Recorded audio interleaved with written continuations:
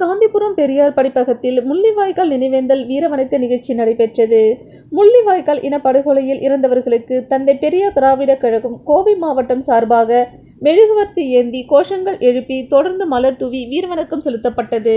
இந்நினைவேந்தல் நிகழ்ச்சியில் வெள்ளியங்கிரி மலை பாதுகாப்பு சங்கம், தமிழ் புலிகள், ஆதித்தமிழர் பேரவை, திராவிட தமிழர் கட்சி, தமிழ்நாடு திராவிட சுயமரியாதை கழகம் என பல்வேறு அமைப்புகளிலிருந்து ஏராளமானோர் கலந்து கொண்டனர்.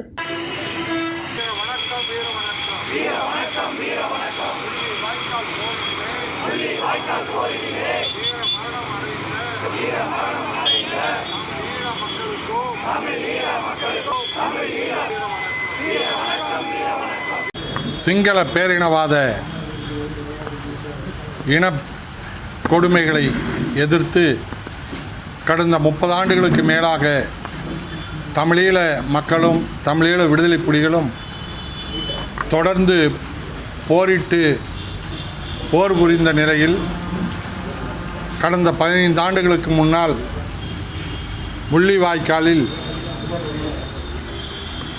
சிங்கள பேரினவாதம் உலக வல்லரசுகளோடு சேர்ந்து தமிழீழ மக்களை கொத்தாக அழித்தொழித்தது.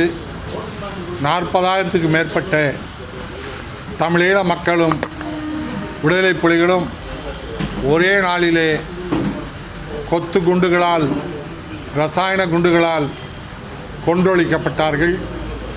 உலகத்திலேயே இப்படி ஒரு கொடூரம் தமிழ் இனத்துக்கு நடந்தது போல இந்த கொடூரம், துயரம் வேறு எந்த இனத்துக்கும் இல்லை.